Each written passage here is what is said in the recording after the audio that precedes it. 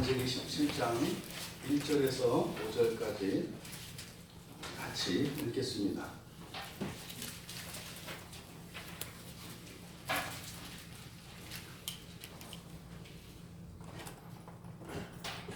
같이 읽겠습니다. 아브라함이 99세 때에 여호와께서 아브라함에게 나타나서 그에게 이르시되 나는 전능한 하나님이라. 너는 내 앞에서 행하여 완전하라. 내가 내 언약을 나와 너 사이에 두어 너를 크게 번성하게 하리라 하시니 아브라함이 엎드렸더니 하나님이 또 그에게 말씀하여 이르시되 보라, 내 언약이 너와 함께 있으니 너는 여러 민족의 아버지가 될지라. 이제 후로는 내 이름을 아브라함이라 하지 아니하고 아브라함이라 하리니 이는 내가 너를 여러 민족의 아버지가 되게 함이니라. 내가 너로 심히 번성하게 하리니. 네, 여기까지만, 5절까지만. 잠깐 기도하겠습니다.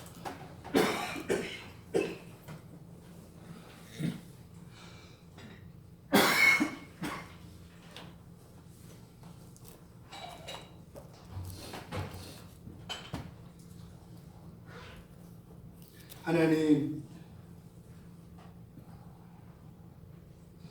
연약한 설교자를 사용하실 때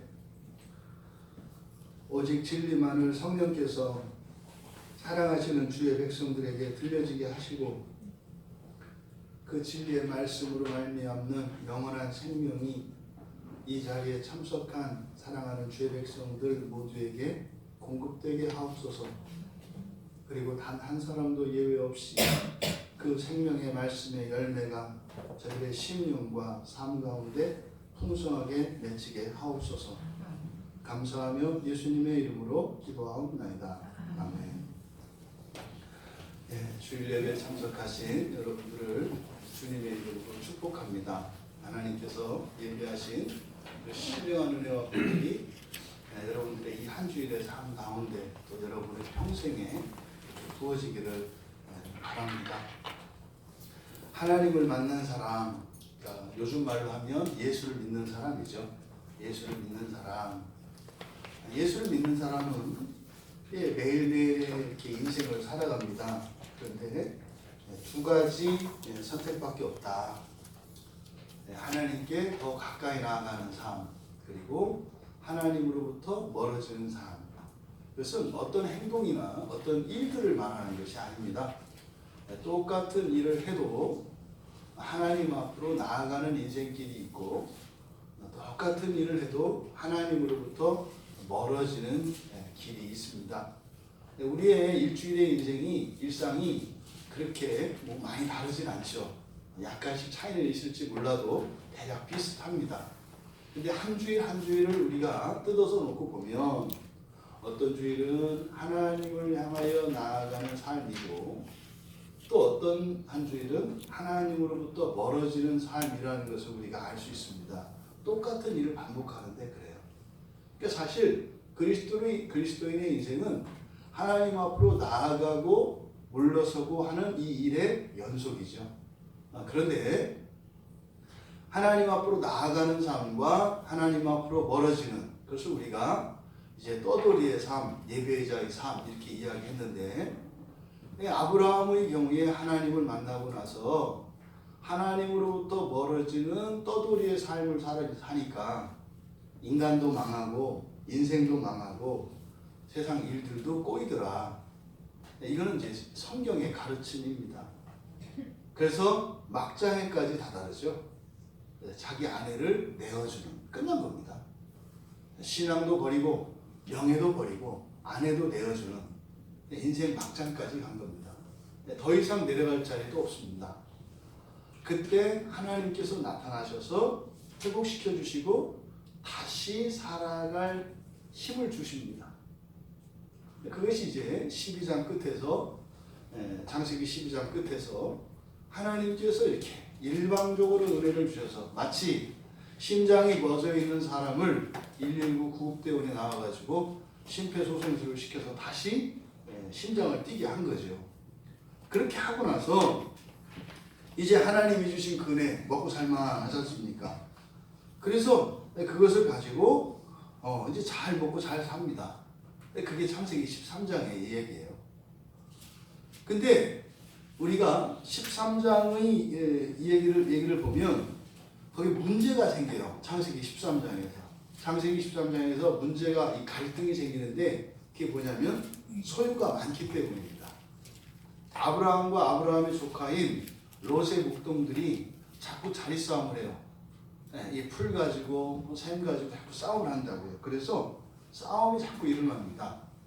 그래서 결국에는 이 13장에서도 또 떠나가는 사건이 또 일어나요.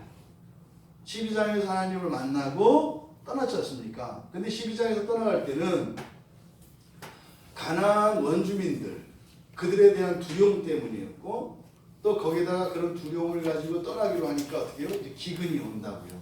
환경적으로도 내가 떠나는 것이 옳다라고 하는 이런 명분들을 만들어줘요. 그래서 막장으로 애고백까지 갔단 말입니다.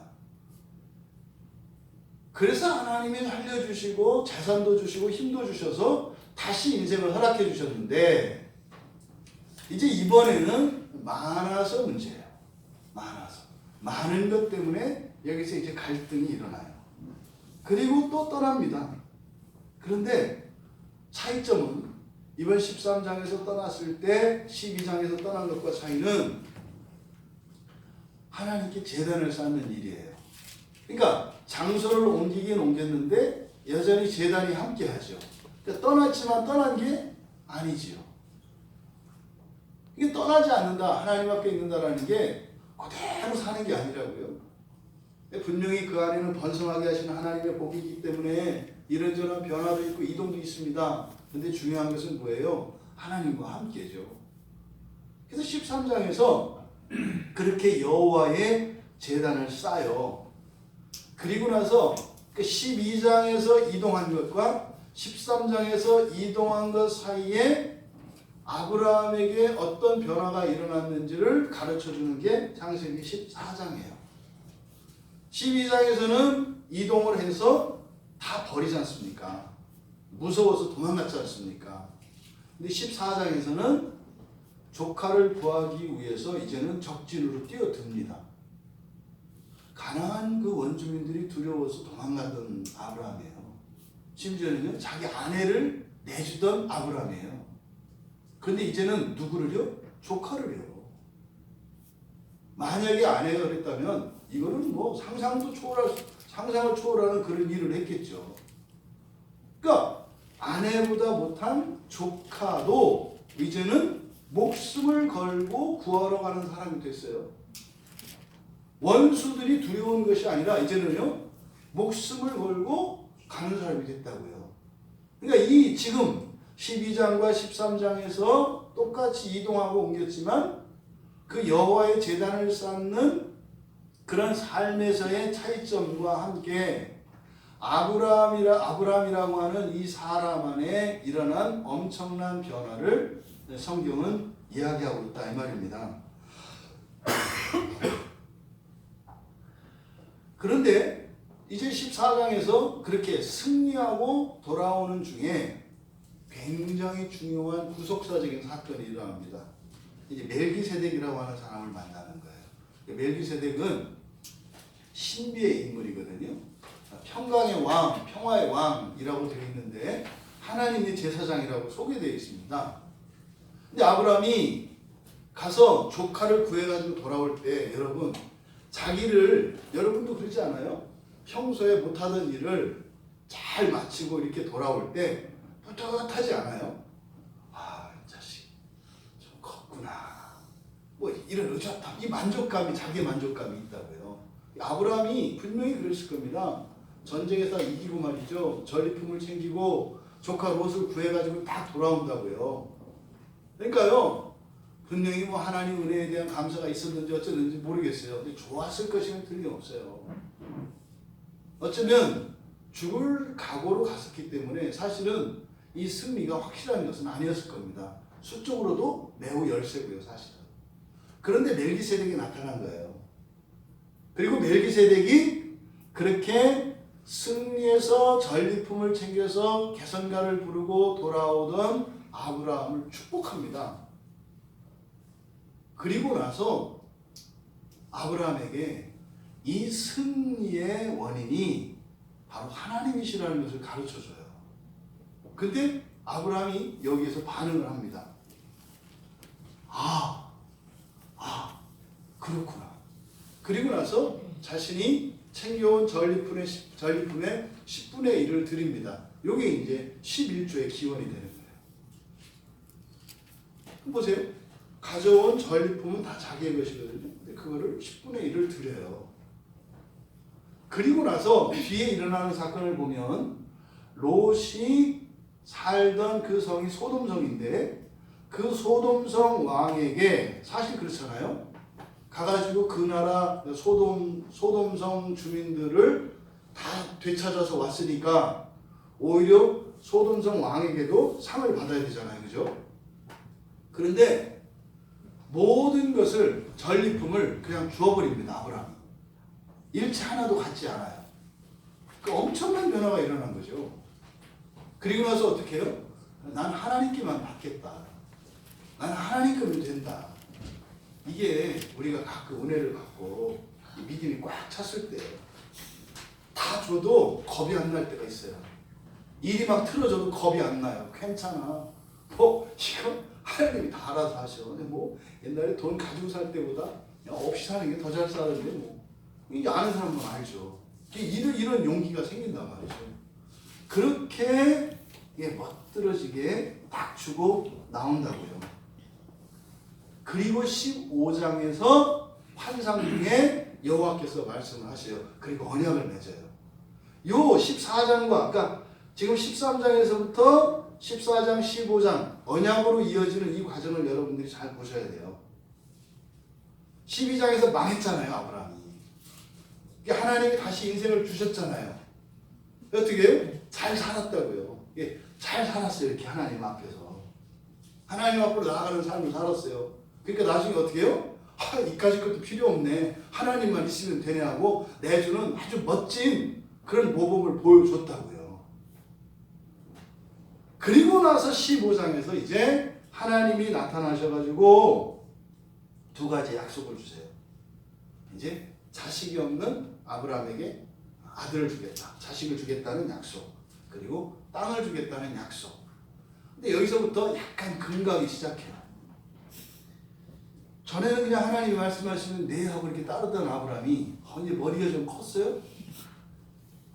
그거 제가 받을지 어떻게 할지요? 증거를 요구한다고 이렇게. 그 하나님이 말씀하셔서 너무 좋긴 좋은데 제가 그걸 받을지 어떻게 알죠? 이렇게 좀 이렇게 도장이라도 하나 찍어주시죠. 아니면 이렇게 뭐예요? 현금 보관증이라도 좀 써주시죠. 이렇게 이제 얘기를 한 거예요. 그러니까 하나님이 그러마 하고 언약을 맺는다고요. 그때 이제 5가지 예물을 가져오게 하시는데 거기서 다 쪼개요. 다 쪼개는데 새는 쪼개지 않았다 그래요. 여기에 대한 해석은 분분합니다. 근데 어쨌든 새가 뭐냐 이거에 대해서는 어떻게 해석을 하든 영적으로 해석을 하든 하든 그건 마음대로입니다. 하지만 성경에서 분명히 나타나 있는 것은 다 쪼갰는데 쪼개지 않은 게 있었다는 거예요. 다 쪼갰는데 쪼개지 않은 게 있었다. 그거를 작아서 그랬다. 이 다음에 그게 또 성령이라서 성령은 하나라서 이렇게 했다. 이게 그냥 성경에 있는 그대로만 다 쪼갰는데 쪼개지 않은 게 있었다. 요것만 일관되진 않은 거예요. 그렇죠? 그때 이제 솔개가 막 임해서 공격을 한다고요. 하나님께 제물을 드렸는데 언약을 맺기 위해서 그때 솔개가 와서 그걸 쫀다 그래요. 그래서 그걸 쫓았다고 이렇게 얘기한단 말이죠. 그러니까 이것은 분명히 뭡니까? 하나님과 언약을 맺는데 방해가 있는 것이면 틀림이 없어요. 그 원인이 그걸 쪼개지 않았기 때문에 그러냐, 아니면 하나님이 주시는 그 복을 하나님과 아브라함 사이를 방해하기 위해서 원래 그런 거냐, 알 수 없습니다. 근데 반드시 뭐가 있다? 공격이 있다는 거예요. 이걸 영적 싸움이라고 한다고요. 여러분 이 시간에도 지금 여러분 이 예배는요, 이런 구약의 이런 언약과 이런 모든 것이 다 들어와 있어요. 그러면 하나님의 복과 언약이 여러분에게 임하거든요. 여러분에게 설계가 날아든다고요. 설계가 날아들어서 그 언약을 못 이루도록 한다고요. 그러니까 여러분의 삶 속에서도 마찬가지예요. 그런데 처음에는 잘 쫓던 아브라함이 깊은 잠이 들었다 그래요. 근데 거기서 얘기하는 깊은 잠은 그냥 이렇게 고난 잠이 아니에요. 성경에서 깊은 잠이 의미하는 바는 하나님이 재우실 때, 그리고 심지어는 영적 존재들인 천사들도 재워요. 사람을. 그래서 이 깊은 잠에 빠져들면 그냥 시체가 돼요. 맨 처음에 이 깊은 잠을 잔 게 아담입니다. 아담이 하와를 만드실, 하나님께서 하와를 만드실 때 아담을 잠들게 해요. 그때 깊은 잠이에요. 여러분 생각해 보세요. 그러니까 그 깊은 잠은 뭐겠어요? 마취의 효과가 있는 거예요. 여기를 갈라서 갈빗대를 꺼낸 거 아니에요. 갈빗대를 꺼내서 이거 또 봉합을 하고, 그러니까 그 수술하는 동안 아담을 재우기 깊은 잠이라고요. 하나님이 재우세요. 그리고 사울이 전장터에서 깊은 잠이 들 때가 있어요. 그러니까 성경 안에서 이 깊은 잠이라고 하는 것은 사람 스스로 뭐 이렇게 고단해서 자는 잠이 아니라 영적인 힘에 의해서 거인이 죽음과 같이 의식을 완전히 잃어버리는 상태, 이걸 깊은 잠이라고 한다고요. 아브라함이 그 깊은 잠에 드는데 그때 그 얘기를 합니다. 두려움이 엄습했다 그래요. 여러분 보세요. 롯을 구하기 위해서 그렇게 적진을 향해서 갈 때 의기양양하던 아브라함이 지금 하나님과 언약을 맺는데 왜 갑자기 여기서 두려움이 임했을까요? 그리고 나서 이제 하나님께서 아브라함의 후손이 애굽에 가서 400년 동안 이제 노예 생활을 해야 된다라고 하는 그 하나님의 예언이 떨어집니다. 그게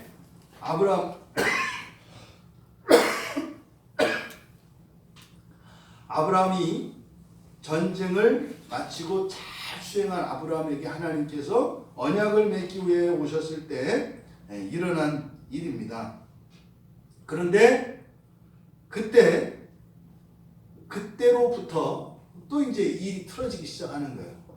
15장 끝나고 나면 16장에서는 아브라함의 아내 사레가 이제 아이를 낳기 위해서 애쓰는 장면이 나와요. 그러니까 바로 15장에서 하나님이 약속을 주셨다고 그랬죠. 자손을 주겠다. 너 자식을 상속자를 주겠다. 그리고 땅을 주겠다. 그랬는데 그러면은 하나님이 주신 그것을 기다리는 것이 아니라 사레가 무슨 하나님이 주기는 뭘 하나님이 줘? 내가 줄게. 그래서 자기 몸쪽 하가를 넣어요. 그래서 하가를 위해서 아이를 낳는다고요. 이게 에덴 동산에서 일어난 일과 똑같은 사건입니다. 에덴 동산에서 하나님께서 금단의 열매를 만드셨죠. 선악과는 먹지 마라. 따먹지 마라. 이러셨죠. 그때 하와가 뭘 안 따먹긴 뭘 안 따먹어. 내가 따줄게. 그게 따서 먹고 줬잖아요. 그게 타락 사건이었거든요. 그러니까 지금 하나님과 언약을 맺은 아브라함에게 사레가 몸종을 넣습니다. 그때 또 했더니 덜컥 임신을 했네요. 아이를 낳았어요. 그러니까 하나님의 약속이 이루어졌어요? 안 이루어졌어요? 이루어졌잖아요. 이루어졌잖아요. 그러니까 이거 봐. 아내 말을 잘 들으면 다 되는 거야. 사례가 이렇게 하는 거죠. 됐잖아요. 하갈 몸종을 넣었더니 아들을 낳았다고요. 그러니까 얼마나 신기했겠어요. 아브라함이. 와, 진짜네. 하나님이 이렇게 아들을 주신다더니 진짜로 주셨네. 참 희한하게 주시네. 뭐 이런 방법이 있었어? 뭐 이런 거죠. 사실 이제 이때부터 아브라함의 이제 후손들에게 아내들을 많이 두는 잘못된 전통이 세워지죠. 따라하면 안 되는 건데 그걸 또 따라하죠. 왜 이렇게 너는 아내를 많이 두니? 우리의 조상, 믿음의 조상 아브라함이 하셨으니까 우리는 아브라함의 전통을 따라가는 거야. 그런 거죠. 아브라함이 죽었으니까 나도 죽을 거야 이런 거죠. 항상 이 성경의 인물들이 하는 것은 하나님의 뜻을 따라 하나님 앞으로 나아가는 일이 있고 하나님의 뜻을 거스르면 하나님으로부터 멀어지는 일이 있어요. 그러니까 우리는 하나님 앞으로 나아가는 그런 행위들을 본받아야지 멀어지는 행위는 본받으면 안 된다 이 말이죠. 그렇게 아브라함은 나름대로 하나님께서 약속하신 언약을 성취해 주셨다고 생각하고 있었던 것 같아요. 그런데요, 지금 우리가 읽은 17장 1절에서는 뭐라 그래요? 하나님이 나타나셨대요. 드문 사건입니다. 하나님이 이렇게 눈으로 이렇게 직접 나타나는 것은 드문 사건이에요. 굉장히. 근데 이거 뭐겠어요? 특별한 때인 거예요. 특별한 때. 여러분들은 만사 제쳐놓고 누군가에게 달려갈 때 언제 달려가세요? 하나님도 다르지 않으실 거예요. 하나님이 지금 아브라함에게 달려가셔야 할 어떤 상황인 거예요. 근데 지금 이 상황은 어떤 상황이라고요? 아브라함은 만족하고 있는 상태예요. 예, 가서 조카 롯도 구해왔죠. 승리도 했죠. 거기다가 이제는 또 하나님으로부터 그 언약을 맺고 약속을 받았는데 실제 그대로 또 자식도 얻었죠. 부러운 거 없죠. 그런 상태예요, 아브라함이. 이게 사실 이제 우리 노아 때 살펴보았던 것처럼 공백기라고 했죠. 하나님 없어도 되는 때예요. 하나님 없어도 돼요. 우리끼리 알아서 잘 지낼 수 있는 상태. 이런 시간이 흐른 거예요. 그리고 이스마엘을 낳고 난 뒤에 13년의 시간이 흘렀습니다. 86세 아이를 낳았으니까 그리고 99세가 됐단 말이죠. 그러니까 13년 동안은 완전히 푹 떠난 거예요. 여러분이 교회를 13년 떠나 있으면 어떻게 될 것 같으세요? 13년 떠나 있으면요 신기할 정도로 옛날 그 신앙생활 하던 그게 다 없어집니다. 신기할 정도로 없어져요. 돌아와야 그때부터 다시 이렇게 생각나거든요. 굉장히 긴 시간입니다. 굉장히 긴 시간이에요. 그랬던 하나님과 상관없이 이제 하나님이 주신 것으로 만족을 누리고 있던 아브라함에게 지금 나타나신 거예요. 근데 나타나셔서 왜 하나님이 나타나셨는지 우리가 알 수 있어요. 하신 말씀이 뭐예요? 딱 하는 얘기가 나는 전능한 하나님이야. 여러분들은 이게 무슨 말씀으로 받아들여지세요? 지금 하나님이 약속을 지켜주시고 복을 주셔서 잘 살고 있다고, 이만하면 됐다고 살고 있는 아브라함에게 딱 나타나서는 하시는 말씀이 나 전능한 하나님이야. 전능한 하나님이야. 하나님께서 여러분에게 찾아오셔서 나 전능한 하나님이야 이랬을 때 어떤 의미로 받아들여지세요? 만약에 여러분이 굉장히 지금 어려운 가운데 있고 하나님의 도움이 절대적으로 필요한, 그리고 절대적으로 헤어날 수 없는 그러한 특별히 어려운 상황에 있는 분에게 하나님이 나타나셔서 나는 전능한 자야 이랬을 때 소망을 가지시게 될 거예요.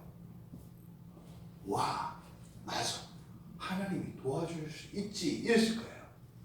근데 배부른 사람에게 하나님이 딱 나타나셔서 나 전능한 하나님이야 그랬을 때 만약에 맞아요, 제가 이렇게 배부른 거 보니까 정말 신기해요. 하나님 전능해요. 제가 이렇게까지 될 줄은 몰랐어요. 이런 생각을 할 수도 있고요. 하나는 섬찟해야 돼요. 내가 뭐 잘못됐나? 내가 전능한 하나님이야 이럴 때 보겠어요. 내가 너에게 주는 것은 이 정도가 아니야. 이스마엘, 그래 네 아들 맞지? 근데 몸종에서 나는 그렇게 해서 이렇게 둘러 얼렁뚱땅 꿰어 맞춰서 내 약속 지켰지 하는 그런 하나님이 아니야. 내가 너에게 아들을 주겠다고 했으면 내 아내에게서 나게 했겠지. 네 몸종에게서 난 아들을 이야기했겠니? 나 전능한 하나님이야.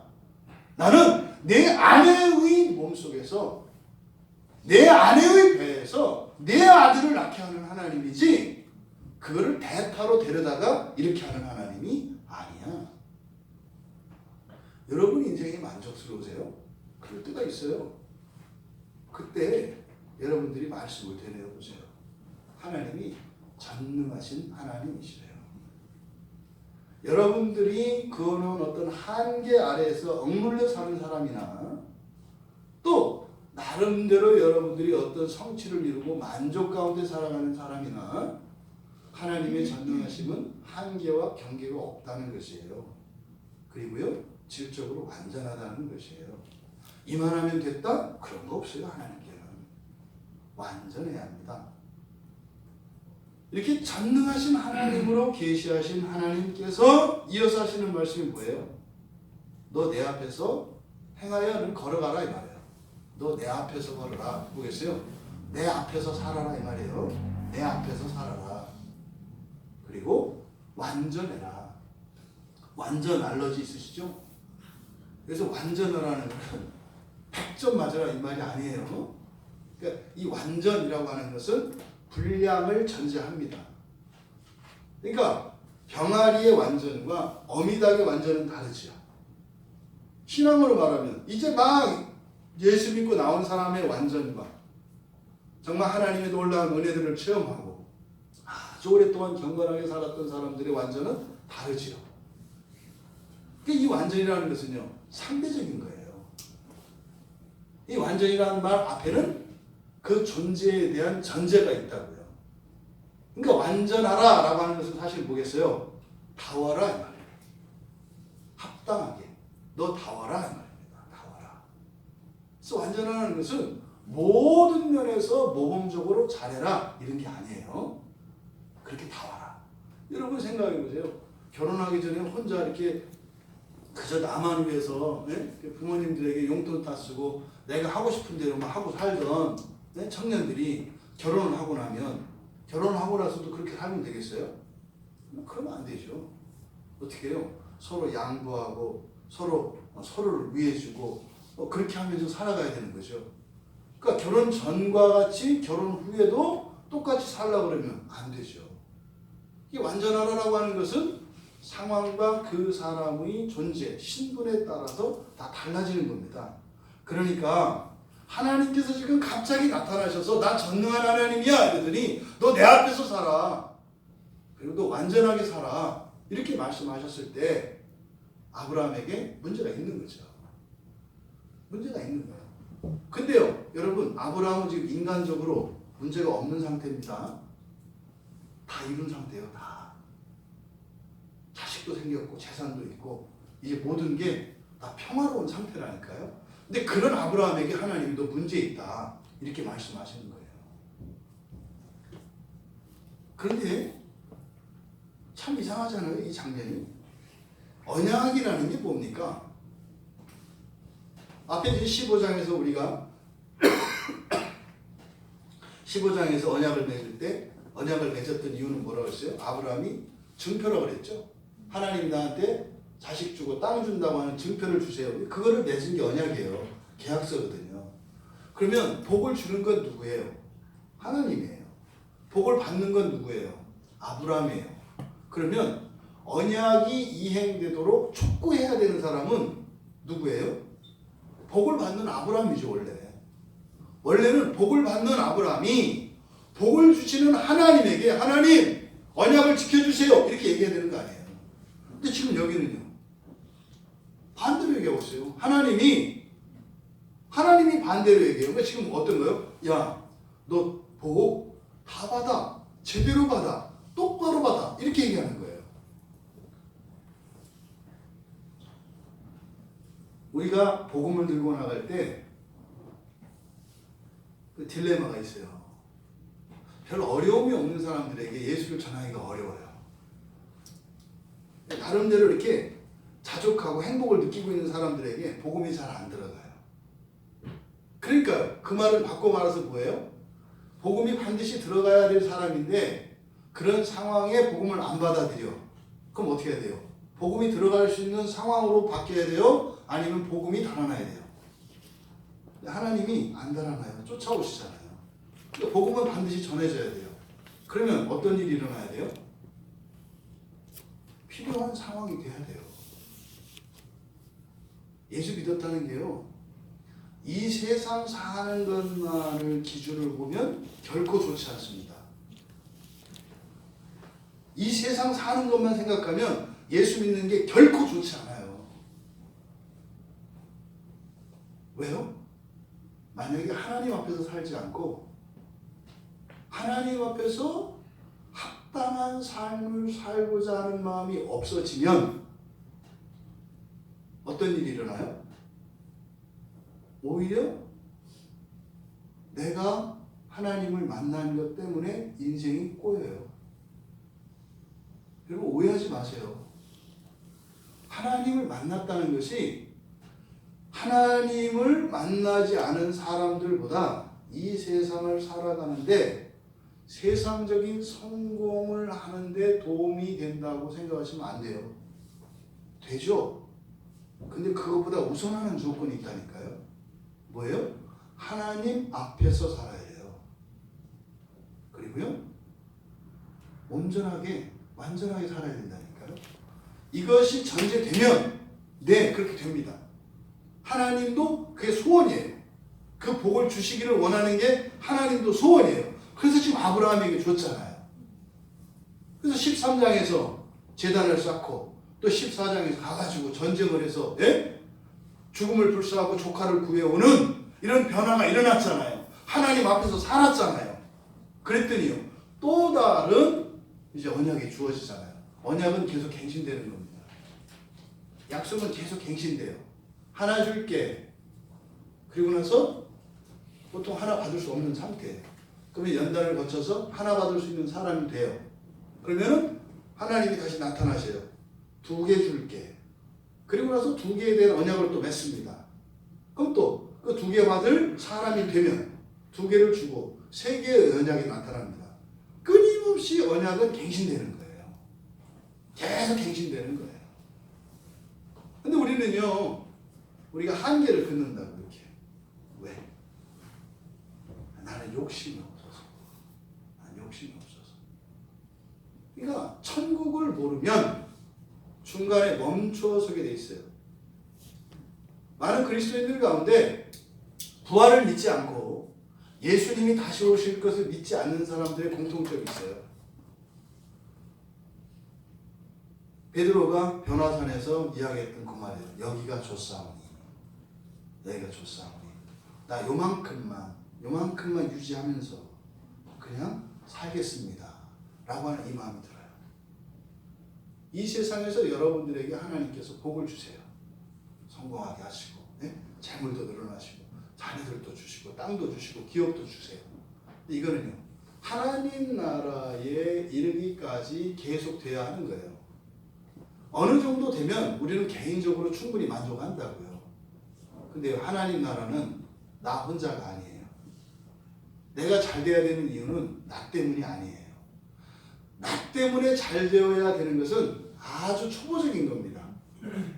기본적으로 어느 정도 소득만 되면 나 때문에 잘 되어야 할 필요는 없어요. 그 다음은 어떻게 해요? 너 때문에, 너희들 때문에 잘 되어야 하는 이런 생각으로 하나님의 복을 구해야 하는 것이죠. 지금 아브라함에게 이제 언약을 갱신하시면서 아브라함이 잘못된 것을 가르쳐 주세요. 그리고 지금 너와 나 사이에 언약이 있다. 내가 잘 되는 거, 그것은 무엇에 달려있다는 거예요? 언약을 지키는 것에 달려있다. 언약을 지키는 게 달려있다. 그래서 나와 너 사이에 언약을 두었다. 이렇게 얘기한다고요.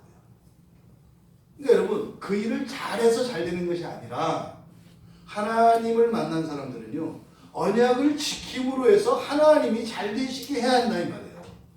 이게 하나님 만난 사람들의 하나님 앞으로 나아가는 그런 사람들의 삶의 방식이라고요.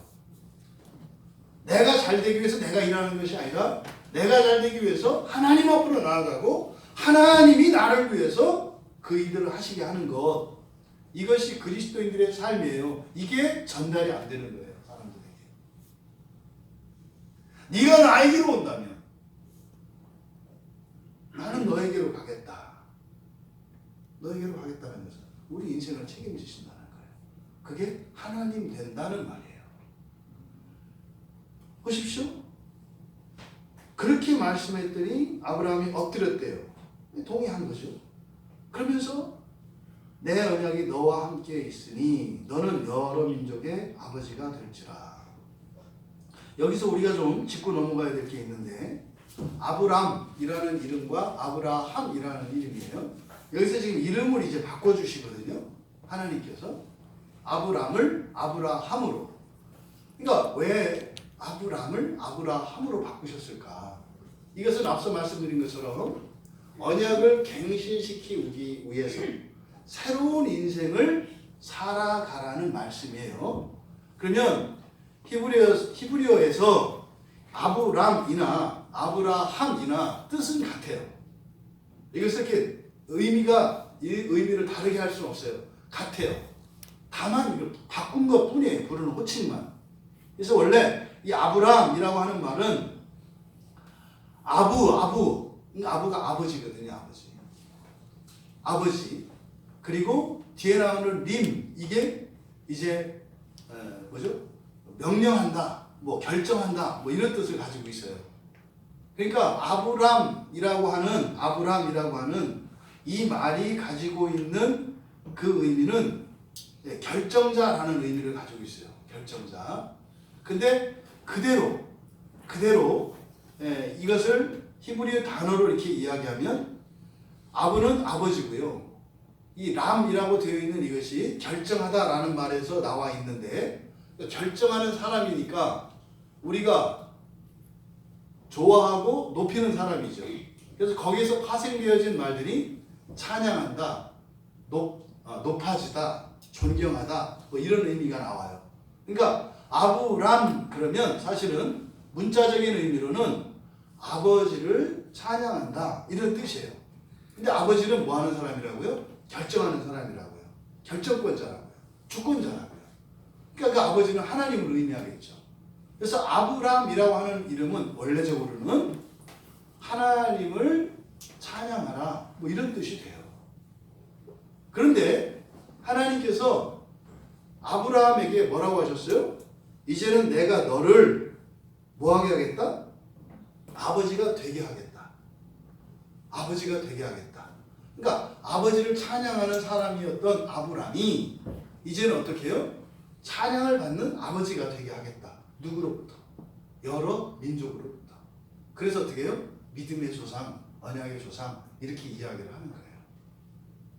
이게 원래 의미는, 그래서 아브람이라고 하는 뜻은 아버지를 찬양한다는 뜻이고, 이것의 그 어원적인 의미로는 결정권자라고 하는 의미를 가진 게 아버지고, 하지만 이제 하나님께서 아브라함을 어떻게 해요? 모든 이들의 머리로 세운다는 뜻이에요. 이게 누구예요? 아담이죠. 창조하시고 아담을 세우시잖아요. 통치자로. 그러니까 이 아브라함이라고 하는 이 말은 이제 너를 세상의 머리로 삼겠다라는 뜻이죠. 그럼 아브라함으로 살 때는 그저 나 하나만을 위해서 살던 사람이에요. 근데 이제 아브라함으로 살 때는 세상을 위해서 살아가는 사람이 될 것이다 라고 하나님께서 말씀을 하신 거죠. 그래서 너로부터 왕들이 나올 것이고, 내가 이제는 그 너의 자손들로부터 여러 민족들이 생길 것이다. 그렇게 하면서 반복하시는 것이 뭐예요? 너의 하나님, 네 후손의 하나님이 되시겠다. 이렇게 말씀을 하시는 겁니다. 지금 번성하게 하시고 아브라함이 되는 그 중간 고리 역할을 하는 게 언약이라고 했어요. 언약. 그럼 여러분들에게는 언약이 뭡니까? 우리가 하나님을 만났으면 하나님이 우리 인생에 개입을 하시고 직접적으로 힘이 되어주신다고 했는데, 힘이 되어지는 그것이 언약이라고 그랬어요. 그러니까 우리는 하나님 앞으로 나아가면 되고, 우리의 일은 언약을 따라 우리가 살면 하나님이 하신다는 거죠. 그럼 언약이 뭐예요? 여러분들에게 언약이 뭐예요? 아까 아브라함이 하신 것처럼 이렇게 원리적으로는 하나님 앞에서 사는 것이고 그리고 하나님 앞에서 온전하게 사는 거예요. 그게 뭐냐고요? 구체적으로 여러분들 명령을 지키는 것과 언약은 또 다르다 말이죠. 여러분들이 하나님하고 약속한 게 있어요, 없어요? 있어요. 그럼 그거 지키세요. 지키라고요. 이 약속은 끊임없이 맺는다니까요. 여러분들이 개인적으로 기도하면서 하는 거, 또 이거 안 하면 뭐 벌 받고 죽고 이런 게 아니라 여러분들이 하나님 앞에서 했던 약속들 다 언약이에요. 그걸 지키시라고요. 이렇게 하겠습니다. 하라고요. 도망가지 말고. 아브라함처럼 도망가면 떠돌이 인생이 된다니까요. 잊어버리지 마세요. 하라니까요. 또 하나 우리가 공통적으로 하는 언약이 있어요. 공통적으로. 그게 뭘까요?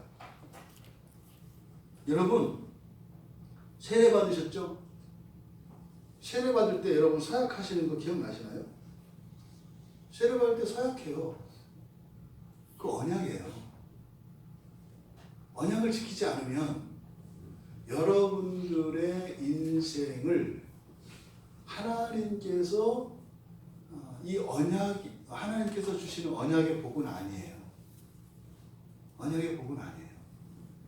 여러분들이 그 언약을 따라 살고자 할 때 그게 하나님 앞에서 사는 것이고 또 여러분들이 그 약속을 지키며 살려고 하지만 여러분의 그 본질, 여러분의 본성의 상태가 아직 온전하지 못해서 그걸 완벽하게 지키지 못하지만 그것 때문에 괴로워하고 회개하고 하나님께 은혜를 구한다면 그 완전한 삶을 사는 거예요. 그럼 여러분 인생은 하나님이 책임을 지신다 이 말이에요. 여러분 아브라함이 아니라 아브라함으로 살아가시기 바랍니다. 여러분들이 여러분 이름 석자로 살아가는 것이 아니라 여러분들에게 주어진 새로운 이름은 바로 그리스도인입니다. 여러분들의 이름이 먼저였죠.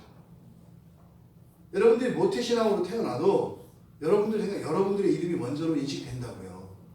저는 김찬재가 먼저였어요. 저는 확실히 나중에 예수를 믿었으니까요. 근데 이 그리스도인이라고 하는 이 이름은 또 성도라고 하는 이 이름은 하나님이 아브라함에게 주셨던 아브라함과 같은 거예요. 여러분에게도 그리스도인이라고 하는 그 이름이 성도라고 하는 그 이름이 여러분의 바뀐 이름이에요. 옛 이름을 따라 살아가지 마시고 바뀐 이름으로 살아가세요. 그리고 그 바뀐 이름을 가지고 살아갈 때 하나님의 약속하신 그 언약이 성취되어지려면 여러분도 그 언약을 지키며 살아야 한다고요. 그 말도 안 되는 약속도 지키지 않으면서 하나님은 무조건 약속을 지킬 거라는 이런 말도 안 되는 생각을 우리는 절대로 하지 않잖아요. 근데 왜 교회 안에서 하냐고요. 누누이 말씀드리지만요. 섬찟할 때가 많다니까요. 우리가 일상생활에서 절대 그런 생각 안 한다고요. 근데 하나님한테 했던 약속에 대해서는 눈꼽만큼도 그런 생각을 안 해요. 그리고 나서 어떻게 해요? 결국에는 자기가 노가다잖아요. 그리고 나서 맨날 와도 죽겠다고 파스 붙이라고. 앞에 죽겠는데 또 뭐 하라 그러냐고. 인생이 꼬인 거잖아요, 여러분. 여러분들은 아브라함이십니까? 아브라함이십니까? 여러분의 인생을 말하는 거예요. 여러분의 인생은 아브라함의 인생입니까? 아브라함의 인생입니까? 여러분들은 어디에 힘을 쓰고 있습니까? 여러분들이 얻고자 하는 것을 어떤 방식으로 여러분들은 그것을 얻고 계십니까? 아브라함이 아니라 아브라함, 김아무개가 아니라 그리스도인으로 살아가시기 바랍니다. 그리고 그리스도인의 삶의 방식, 그 언약의 복을 누리며 살아가는 여러분들 모두 다 되시기를 주님의 이름으로 축원합니다. 우리 말씀을 생각하며 기도하겠습니다. 하나님은 여러분들이 애쓰고 수고하시는 것을 나무라시는 것이 아니라 안쓰러워하시죠. 또 우리들이 한계를 정해놓고 이만하면 됐다 하는 그것에 대하여 무척 안타까워하십니다. 여러분이 여러분 자신만을 위해서 산다면 어쩌면 고만하면 됐는지도 모르겠습니다. 근데 우리는 그리스도의 몸으로 살아갑니다. 이게 그리스도인의 인생입니다. 나를 위해서라면 이만하면 됐죠. 근데 하나님 앞에서 그리고 하나님 나라로 살아가려면 이만하면 되지는 없습니다. 하나님은 전능하신 하나님이셔서 우리는 너무 만족하는 인생일지라도 하나님은 절대 만족하지 않으십니다. 완전한 하나님 나라가 이르기까지 우리들의 본성의 작은 점 하나까지도 깨끗하게 해주시기 원하고 우리 인생에 있는 작은 걱정과 어두움도 완전히 빛으로 완전한 것으로 바꿔주시기 원합니다. 여러분 여기서 벗어날 길이 없어요. 하나님은 우리를 완전하게 하실 것입니다. 여러분이 해야 되는 거 아닙니다. 하나님 앞으로 하나님 앞에서 그렇게 살아갑시다. 그리고 정말 우리가 상상할 수 없는 완전한 것으로 우리에게 주시려는 그 하나님의 복을 받아들입시다. 이 시간 하나님 앞에 기도할 때 옛사람으로가 아니라 새사람으로 살게 하여 주십시오. 옛사람의